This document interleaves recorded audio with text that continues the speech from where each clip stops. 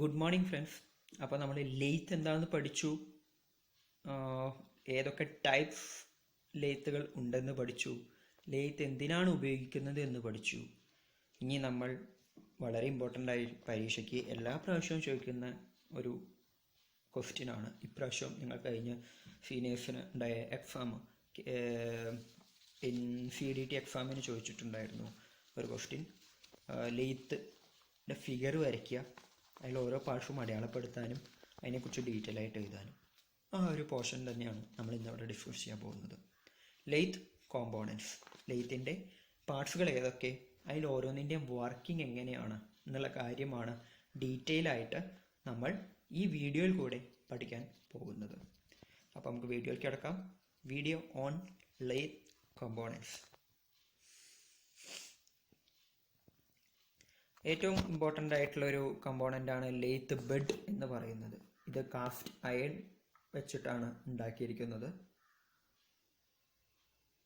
ഈ 3D മോഡലിൽ താഴത്ത് കാണുന്ന പോർഷനാണ് ലെയ്ത്ത് വെച്ചിട്ടാണ് ഉണ്ടാക്കിയത്. അതിൻ്റെ മുകളിൽ ബെഡ് വേസ് ഉണ്ടായിരിക്കും. ബെഡാണ് ലെയ്ത്തിൻ്റെ ഏറ്റവും താഴ്ന്ന ഭാഗം, അല്ലെങ്കിൽ ഫൗണ്ടേഷൻ എന്നും വിളിക്കാറുണ്ട്. ഈ ബെഡിലാണ്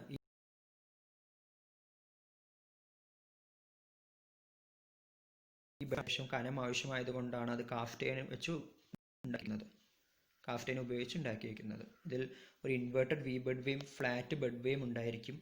ഇൻവേർട്ടഡ് വി ബെഡ് വേ ക്യാരേജിൻ്റെ മൂവ്മെൻറ്റിന് സഹായിക്കുകയും flat V bed way tool പോസ്റ്റിൻ്റെ മൂവ്മെൻറ്റിന് സഹായിക്കുകയും ആണ് ചെയ്യുന്നത്. ടൂൾ പോസ്റ്റ് അല്ല, ടെയിൽ സ്റ്റോക്കിൻ്റെ മൂവ്മെൻറ്റിന് സഹായിക്കുകയാണ് ചെയ്യുന്നത്. ഓക്കെ. ഇൻവേർട്ടഡ് വി ബെഡ് വേയും ഉണ്ടായിരിക്കും, ഫ്ലാറ്റ് ബെഡ് വേയും ഉണ്ടായിരിക്കും. ഇൻവേർട്ടഡ് വി ബെഡ് വേ എന്തിനാണ് ഉപയോഗിക്കുന്നത്? ക്യാരേജിൻ്റെ മൂവ്മെൻറ്റിനും. ഫ്ലാറ്റ് ബെഡ് വേ എന്തിനാണ് ഉപയോഗിക്കുന്നത്? ടെയിൽ സ്റ്റോക്കിൻ്റെ മൂവ്മെൻറ്റിനും ആണ് ഈ രണ്ടും ഉപയോഗിക്കുന്നത്. ഓക്കെ. ബെഡിൻ്റെ മുകളിൽ രണ്ട് ബെഡ് വേസ് ഉണ്ട് എന്നുള്ള കാര്യം മറക്കരുത്. അടുത്തതായിട്ടുള്ള ഹെഡ് സ്റ്റോക്കാണ്. ഹെഡ് സ്റ്റോക്ക് വളരെ ഇമ്പോർട്ടൻ്റ് ആയിട്ടുള്ള ഒരു പോർഷനാണ് ലെയ്ത്തിലത്തെ. ലെയ്ത്തിൻ്റെ ലെഫ്റ്റ് സൈഡിലായിട്ടാണ് ഹെഡ് സ്റ്റോക്ക് ഘടിപ്പിച്ചിരിക്കുന്നത്. ഹെഡ് സ്റ്റോക്കിൻ്റെ മെയിൻ പ്രവർത്തനം എന്ന് പറഞ്ഞു കഴിഞ്ഞാൽ വർക്ക് പീസിനെ കറക്കുക എന്നതാണ്. ഈ വർക്ക് പീസ് ചക്കിലായിരിക്കും ഘടിപ്പിച്ചിരിക്കുന്നത്. ഈ ചക്കിനെയും കൂട്ടി, ചക്കും വർക്ക് പീസിനെയും കൂട്ടി കറക്കുക എന്നതാണ് ഹെഡ് സ്റ്റോക്കിൻ്റെ മെയിൻ ആയിട്ടുള്ള ഒരു പ്രവർത്തനം, അല്ലെങ്കിൽ അതിൻ്റെ ആവശ്യകത എന്ന് പറയുന്നത്. വർക്ക് പീസിനെയും ഹെഡ് സ്റ്റോക്കിനെയും മീൻസ് ചക്കിനെയും ചേർത്ത് കറക്കുക. അപ്പോൾ അതിൻ്റെ ഇമ്പോർട്ടൻറ്റ് പാർട്സിലേക്ക് പോകാം. ഹെഡ് സ്റ്റോക്കിൻ്റെ തന്നെ അവിടെ വർക്ക് പീസ് കാണിച്ചിട്ടുണ്ട്, ചക്ക് കാണിച്ചിട്ടുണ്ട്. ഇതിൻ്റെ ഉള്ളിൽ ഹെഡ് സ്റ്റോക്കിൽ ഒരു മെക്കാനിസം, വർക്ക് പീസ് റൊട്ടേറ്റ് ചെയ്യാൻ ഒരു മെക്കാനിസം ഉണ്ടാക്കിയിട്ടുണ്ട്. അവിടെ ഒരു ഹോൾ ഓഫ് സ്പിൻഡിലാണ് കാണുന്നത്. ഈ ഹോൾ ഓഫ് സ്പിൻഡിലാണ് ചക്കിന് പിന്നിലായിട്ട് വരുന്ന സിലിണ്ടർ. അതിലാണ് നമ്മൾ വർക്ക് പീസ് ഘടിപ്പിച്ചിട്ട്, ആ സ്പിൻഡിലാണ് നമ്മൾ വർക്ക് പീസ് ഘടിപ്പിച്ചിട്ട് വർക്ക് പീസ് റൊട്ടേറ്റ് ആവുന്നത്. ഹോൾ ഓഫ് സ്പിൻഡിൽ ഒരു ഇമ്പോർട്ടൻ്റ് ആയിട്ടുള്ള ഒരു ഭാഗമാണ്. ഇനി അടുത്തത് ഒരു മോട്ടറുണ്ട്, പവർ സോഴ്സ് മോട്ടറുണ്ട്. ഈ മോട്ടറാണ് ഈ പവർ ട്രാൻസ്മിഷന് വേണ്ടി സഹായിക്കുന്നത്. പവർ ട്രാൻസ്മിഷൻ നടത്തുന്നത് ബെൽറ്റ് ഡ്രൈവ് ഉപയോഗിച്ചിട്ടാണ്. ഈ മോട്ടർ കൊടുക്കുന്ന പവറിലാണ് ബെൽറ്റ് ഡ്രൈവ് ഉപയോഗിച്ച് പവർ ട്രാൻസ്മിറ്റ് ചെയ്യുന്നത്. അങ്ങനെയാണ് ഹോൾ ഓഫ് സ്പിൻഡിൽ കറങ്ങുന്നത്. ഹോൾ ഓഫ് സ്പിൻഡിൽ കറങ്ങുമ്പോഴാണ് ചക്കും വർക്ക് പീസും കറങ്ങുന്നത്. വർക്ക് പീസ് ചക്കിൽ എങ്ങനെയാണ് ടൈറ്റ് ചെയ്യുക എന്നുള്ളത് നിങ്ങൾ പ്രാക്ടിക്കലിൽ പഠിക്കും. ഒരു ഗിയർ മെക്കാനിസം കൂടി നമ്മൾ അവിടെ അറേഞ്ച് ചെയ്തിട്ടുണ്ട്. ഇത് എന്തിനാന്ന് പറഞ്ഞാൽ സ്പിൻഡിലിൻ്റെ സ്പീഡ് കുറയ്ക്കാനും കൂട്ടാനും ആയിട്ടാണ് ഇവിടെ ഒരു ഗിയർ മെക്കാനിസം അറേഞ്ച് ചെയ്തിരിക്കുന്നത്. Back geared head stock. എന്തിനാണ് ബാക്ക് ഗിയർഡ് ഹെഡ് സ്റ്റോക്ക് ഉപയോഗിക്കുന്നത്? സ്പിൻഡിലിൻ്റെ സ്പീഡ് കുറയ്ക്കാൻ വേണ്ടിയിട്ടാണ് ബാക്ക് ഗിയർഡ് ഹെഡ് സ്റ്റോക്ക് ഉപയോഗിക്കുന്നത്. എല്ലാ എഞ്ചിൻ ലെയ്ത്തുകളും ഈ ബാക്ക് ഗിയർഡ് ഹെഡ് സ്റ്റോക്ക് ഉണ്ടായിരിക്കും. കോമൺലി ഉള്ള ഒരു പാർട്ടാണ് ബാക്ക് ഗിയർഡ് ഹെഡ് സ്റ്റോക്ക് എന്ന് പറയുന്നത്. ഇതാണ് ബാക്ക് ഗിയർഡ് സ്റ്റോക്കിൻ്റെ ഒരു സ്കീമാറ്റിക് ഡയഗ്രാം. ഇവിടെ ബാക്ക് ഗിയർ അറേഞ്ച്മെൻറ്റ് കാണിച്ചിരിക്കുന്ന അതിൻ്റെ ഇമ്പോർട്ടൻ്റ് ആയിട്ടുള്ള കാര്യങ്ങൾ, അല്ലെങ്കിൽ പാർട്സ് ഞാൻ പറഞ്ഞുതരാം. ഇത് മെയിനായിട്ട് സ്പിൻഡിൻ്റെ സ്പീഡ് കുറച്ച് ഉപയോഗിക്കാൻ വേണ്ടിയിട്ടാണ് സഹായിക്കുന്നത്. എന്തിനാണ് സ്പിൻഡിൻ്റെ സ്പീഡ് കുറയ്ക്കുന്നത് എന്ന് പറഞ്ഞാൽ, നമ്മൾ ട്രേഡിങ്ങും ഫേസിങ്ങും ഒക്കെ ചെയ്യുമ്പോൾ സ്പിൻഡിൽ അത്യാവശ്യം നല്ല സ്പീഡിൽ കറങ്ങിയാൽ മാത്രമേ ആ വർക്ക് പീസിന് നല്ലൊരു സ്മൂത്ത്നെസ് കിട്ടുള്ളൂ. ബട്ട് ത്രെഡ് കട്ട് ചെയ്യുമ്പോഴും നെയിലിംഗ് എന്ന് പറഞ്ഞ ഒരു ഓപ്പറേഷൻസ് നിങ്ങൾക്ക് പഠിക്കാനുണ്ട്. ഈ രണ്ട് ഓപ്പറേഷനും അധികം സ്പീഡിൽ കറങ്ങുമ്പോൾ ടൂൾ പൊട്ടാൻ സാധ്യതയുണ്ട്. സോ അവിടെ സ്പീഡ് ഓപ്പറേഷൻ കുറയ്ക്കണം. ടൂൾ പൊട്ടുക മാത്രമല്ല സർഫസ് ഫിനിഷ് പോവുകയും ചെയ്യും. ഫീഡ് കൂടും, അപ്പോൾ സർഫസ് ഫിനിഷ് പോകും. ഓക്കെ, നല്ല സ്പീഡിൽ കറങ്ങുമ്പോൾ ടൂൾ പോസ്റ്റ് പൊട്ടും, ഫീഡ് കൂടും. സ്പീഡ് കൂടുമ്പോൾ ഫീഡ് കൂടും, മാറിപ്പോരുത്, ഫീഡ് കൂടും. അപ്പോൾ അതിൻ്റെ സർഫസ് ഫിനിഷ് പോവുകയും ചെയ്യും. സോ ഇത് മെയിനായിട്ടുള്ള ത്രെഡ് കട്ടിങ് നെയിലിംഗ് പറഞ്ഞ ഓപ്പറേഷന് സ്പീഡ് കുറയ്ക്കാൻ വേണ്ടിയിട്ടാണ് ഈ ബാക്ക് ഗിയർ അറേഞ്ച്മെൻറ്റ് എന്ന് പറഞ്ഞ മെക്കാനിസം ഉപയോഗിച്ച് സ്പിൻഡിലിൻ്റെ സ്പീഡ് കുറയ്ക്കുന്നത്. ഈ കാണുന്ന B1 B2 ആണ് ബാക്ക് ഗിയേഴ്സ്. ഒരു എല്ലുണ്ട്, എന്ന് പറയുന്നത് ലിവറാണ്. ആ ലിവർ നമ്മൾ താഴോട്ട്, ഇപ്പോൾ അത് മുകളിലോട്ടായിട്ടാണ് നിൽക്കുന്നത്, അല്ലെങ്കിൽ ആ സൈഡിലേക്ക് മുകളിലത്തെ സൈഡിലേക്കായിട്ടാണ് നിൽക്കുന്നത്. ആ ലിവറിനെ ഞാൻ താഴത്തേക്ക് വലിച്ചു കഴിഞ്ഞാൽ ഈ ബാക്ക് ഗിയർ വന്നിട്ട് ഈ താഴത്ത് കാണുന്ന 2 ഗിയറിൽ കണക്റ്റ് ആവും. ഇപ്പോൾ B1 B2 ആണ് ബാക്ക് ഗിയേഴ്സ്. ഇത് P1 എന്ന് പറഞ്ഞാൽ പുള്ളി പിനിയൻ, ഇത് G1 എന്ന് പറഞ്ഞാൽ ബുൾ ഗിയർ ആൻഡ് ഒരു സ്പിൻഡിൽ. പിന്നെ ഒരു ലോക്ക് പിൻ ഉണ്ട്. ലോക്ക് പിൻ കൊടുത്തിരിക്കുന്നത് ബുൾ ഗിയർ അങ്ങോട്ടും ഇങ്ങോട്ടും നീങ്ങാണ്ടിരിക്കാൻ വേണ്ടി.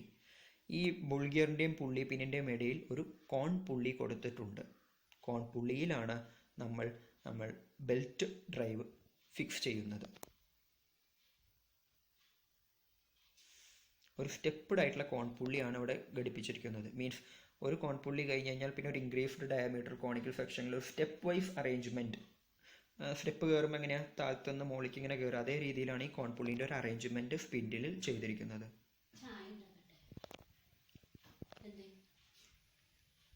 ഓക്കെ, ബാക്ക് ഗിയേഴ്സ് ഇപ്പോൾ ഈ കാണുന്ന ഫിഗറിൽ എൻഗേജ്ഡ് ആയിട്ടില്ല. ഐ മീൻ ലിവർ മുകളിലേക്ക് ആയതുകൊണ്ട് B1 B2 P1 G1 ആയിട്ട് എൻഗേജ് ആയിട്ടില്ല. അതുകൊണ്ട് സ്പിൻഡിലിൻ്റെ അതേ സ്പീഡിൽ തന്നെ ഈ പിനിയൻസ് കറങ്ങുകയും സ്പിൻഡിൽ ഇപ്പോൾ നോർമൽ സ്പീഡിലാണ് കറങ്ങിക്കൊണ്ടിരിക്കുന്നത്. ഇനിയിപ്പോൾ നെയിലിംഗ് ഓപ്പറേഷനൊക്കെ വരുമ്പോൾ നമ്മൾ പവർ ട്രാൻസ്മിഷൻ എന്ന് പറയുന്നത് ഇപ്പോൾ P1 G1ലേക്കും സ്പിൻഡിലേക്കുമായിട്ട് നടക്കുന്നു. ഈ നെയിലിംഗ് ട്രെയിനിങ് ഓപ്പറേഷൻ വരുമ്പോൾ നമ്മൾ ലിവർ താഴ്ത്തുകയും അപ്പോൾ ഈ B1 B2 ഈ P1 G1 ആയിട്ട് കണക്റ്റ് ആവുകയും അങ്ങനെ സ്പിൻഡിൻ്റെ സ്പീഡ് കുറയുകയും ചെയ്യുന്നുണ്ട്. ഓക്കെ, ഈ ലോക്ക് പിൻ റിലീസ് ചെയ്തിട്ട് നമ്മൾ ഈ രണ്ടിനെയും കൂടി കണക്ട് ചെയ്യുന്നു, ലിവർ താഴ്ത്തിയിട്ട്. അപ്പോൾ പവർ ട്രാൻസ്മിറ്റ് P1-ൽ നിന്ന് B1ലേക്ക് പോവുകയും B1-ൽ നിന്ന് B2ലേക്ക് പോയി B2-ൽ നിന്ന് G1ലേക്ക് പോകുമ്പോൾ പവർ കുറയുന്നു. ആ G1 ആണ് സ്പിൻഡിലേക്ക് പോകുന്നത്. ഈ ബാക്ക് ഗിയർ മെക്കാനിസം മീൻസ് ഈ ലിവർ മുകളിലേട്ടാവുന്ന ടൈമിൽ പവർ P1 നിന്ന് G1ലേക്ക് പോയി G1-ൽ നിന്ന് സ്പിൻഡിലേക്കാണ് പോയിട്ടുണ്ടായിരുന്നത്. ബട്ട് ഈ ലോക്ക് ലിവർ താഴ്ത്തിയ പിന്നെ ബാക്ക് ഗിയർ മെക്കാനിസം വർക്കാവുന്ന ടൈമിൽ പവർ P1-ൽ നിന്ന് B1ലേക്ക് പോയി B1-ൽ നിന്ന് B2ലേക്ക് പോയി B2-വിൽ നിന്ന് G1ലേക്ക് വന്ന് G1-ൽ നിന്നാണ് സ്പിൻഡിലേക്ക് പോകുന്നത്. ഇതാണ് വ്യത്യാസം. മെയിനായിട്ട് ശ്രദ്ധിക്കേണ്ട വേറൊരു കാര്യം, ഇവിടെ ലോക്ക് പിൻ റിലീസ് ചെയ്തിരിക്കും. ബാക്ക് ഗിയർ മെക്കാനിസം വർക്കാവുന്ന ടൈമിൽ ലോക്ക് പിൻ റിലീസ് ചെയ്തിരിക്കണം. അങ്ങനെ സ്പിൻഡിൽ കുറഞ്ഞ സ്പീഡിൽ റൊട്ടേറ്റ് ചെയ്യുമ്പോൾ നമുക്ക് നെയിലിംഗ് എന്ന ഓപ്പറേഷൻ നടത്താൻ വളരെ എളുപ്പമായിരിക്കും. അടുത്ത ടെയിൽ സ്റ്റോക്ക്. ഹെഡ് സ്റ്റോക്ക് പോലെയുള്ള ഇമ്പോർട്ടൻറ്റ് പോർഷനാണ് ടെയിൽ സ്റ്റോക്ക്. ബട്ട് ഇവിടെ ടെയിൽ സ്റ്റോക്ക് കറങ്ങുന്നില്ല. ടെയിൽ സ്റ്റോക്കും പിന്നിലോട്ടും നീങ്ങാനുള്ള ഒരു കഴിവ് മാത്രമേ ടെയിൽ സ്റ്റോക്കിനുള്ളൂ. ടെയിൽ സ്റ്റോക്ക് നീങ്ങുന്നത്. ടോയ് സ്റ്റോക്ക് എന്ന് പറയുന്നത് നോൺ റൊട്ടേറ്റിംഗ് പാർട്ടാണ്, ഞാൻ പറഞ്ഞല്ലോ. അത് റൈറ്റ് സൈഡിലാണ് ഫിക്സ് ചെയ്തിരിക്കുന്നത്. ഇത്രയൊക്കെയാണ് ഒരു ലെയ്ത്തിൻ്റെ ഇമ്പോർട്ടൻറ്റ് പാർട്സ് എന്ന് പറഞ്ഞാൽ. ഇനി ടെയിൽ സ്റ്റോക്കിൻ്റെ ഉള്ളിലേക്ക് പോവുകയാണെങ്കിൽ അതിനൊരു സ്പിൻഡിലുണ്ട്, ടെയിൽ സ്റ്റോക്ക് സ്പിൻഡിൽ എന്നാണ് പറയുക. ഒരു ഡെഡ് സെൻറ്റർ ഉണ്ട്, മറ്റേനൊരു ഹെഡ് സ്റ്റോക്കിന് ലൂസ് സെൻറ്റർ ഉണ്ട്, ഞാൻ പറഞ്ഞില്ല എന്നേ ഉള്ളൂ. ഡെഡ് സെൻറ്ററാണ് വർക്ക് പീസിനെ സപ്പോർട്ട് ചെയ്യുന്നത്. ആ സ്പിൻഡിൽ ക്ലാമ്പ് ചെയ്യാൻ ഒരു ലിവറും ഉണ്ടാവും, സ്പിൻഡിൽ ക്ലാമ്പിംഗ് ലിവർ. ഒരു സ്ക്രൂവും ഹാൻഡ് വീലും ഒക്കെ ഉണ്ട്. ഈ ഹാൻഡ് വീൽ ഉപയോഗിച്ചിട്ടാണ് നമ്മൾ ടെയിൽ സ്റ്റോക്കിനെ മുന്നോട്ടും പിന്നോട്ടും നീക്കുന്നത്. ഞാൻ പറഞ്ഞ പോലെ ഫ്ലാറ്റ് ബെഡ് ബേസിലാണ് ടെയിൽ സ്റ്റോക്ക് ഘടിപ്പിച്ചിരിക്കുന്നത്. ഒരു ക്ലാമ്പിംഗ് ബോൾട്ട് വെച്ചിട്ട് ക്ലാമ്പ് ചെയ്തിട്ടുണ്ടാവും. ഓക്കെ, നമ്മളിങ്ങനെ കാണുമ്പോൾ ലെഫ്റ്റിലോട്ടോ റൈറ്റിലോട്ടോ ആണ് ടെയിൽ സ്റ്റോക്കിൽ നീക്കാൻ പറ്റുക. ബട്ട് നമ്മൾ ടെയിൽ സ്റ്റോക്കിൻ്റെ അവിടെ നിന്ന് കാണുമ്പോൾ ഞാൻ പറഞ്ഞത് മുന്നോട്ടും പിന്നോട്ടും നീക്കാമെന്ന്. ഓക്കെ, ജസ്റ്റ് മുകളിൽ നോക്കുമ്പോഴുള്ള കാര്യമാണ് ഞാൻ പറഞ്ഞത് എന്നർത്ഥം. ഇപ്പോൾ ജസ്റ്റ് നിങ്ങൾ ഇവിടെ നിന്ന് കാണുമ്പോൾ ലെഫ്റ്റിലോട്ടും റൈറ്റിലോട്ടാണ് നമുക്ക് ടെയിൽ സ്റ്റോക്കിനെ നീക്കാൻ പറ്റുക.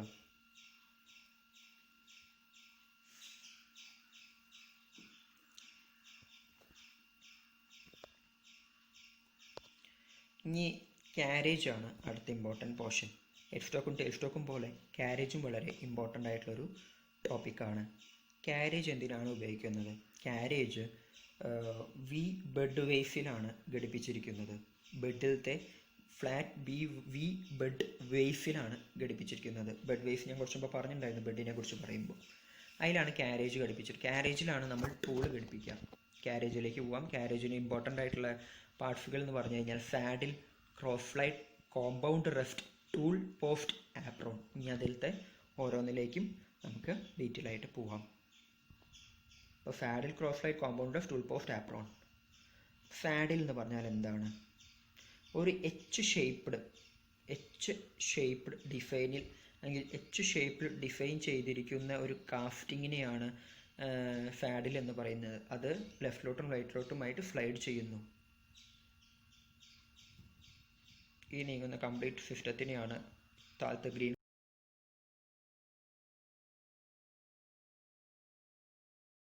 ടൂളിന് ക്രോസ് ഫീഡ് കൊടുക്കാൻ വേണ്ടിയിട്ടാണ് ഇത് മുന്നോട്ടും പിന്നോട്ടും നീങ്ങുന്നു.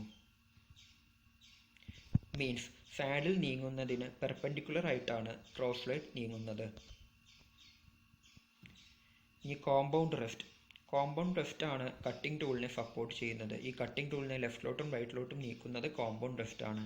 മീൻസ് കോമ്പൗണ്ട് റെസ്റ്റ് സാഡിലിന് പാരലൽ ആയിട്ടാണ് വർക്ക് ആവുന്നത്. ഈ കോമ്പൗണ്ട് റെസ്റ്റിൽ ടൂൾ പോസ്റ്റ് ഉണ്ട്. ടൂൾ പോസ്റ്റിലാണ് നമ്മൾ ടൂൾ ക്ലാം ചെയ്യുന്നത്.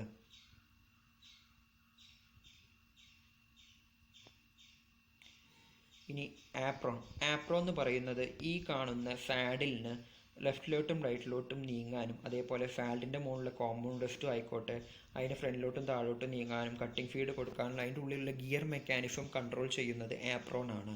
അങ്ങനത്തെ ഗിയർ മെക്കാനിസം ഡിസൈൻ ചെയ്ത് വെച്ചിരിക്കുന്ന ഒരു ലിവർ വെച്ച് ക്ലോസ് ചെയ്ത് വെച്ചിരിക്കുന്നതിനാണ് ഈ ആപ്രോൺ എന്ന് പറയാം. അതിന് ഗിയറും കൺട്രോൾ ലിവറും ക്ലച്ചസും ഒക്കെ ഉണ്ട്. അത് ഉപയോഗിച്ചിട്ടാണ് ഈ ക്യാരേജും ക്രോസ് ഫ്ലൈഡും ഒക്കെ മൂവ് ആവുന്നത്. നമ്മൾ ഈ വീല് തിരിക്കുമ്പോൾ മൂവ് ആവുന്നത് അത് ഉപയോഗിച്ചാണ്. അപ്പോൾ നിങ്ങൾക്ക് ലെയ്ത്തിൻ്റെ ഇമ്പോർട്ടൻറ്റ് പാർട്സും അത് എന്തിനാണ് ഉപയോഗിക്കുന്നതും എന്നും ഈ വീഡിയോയിലൂടെ വളരെ സിമ്പിളായി മനസ്സിലായി എന്ന് കരുതുന്നു. അപ്പോൾ നമുക്ക് അടുത്ത ക്ലാസ്സിൽ അടുത്ത ടോപ്പിക്കായിട്ട് കാണാം. ബൈ.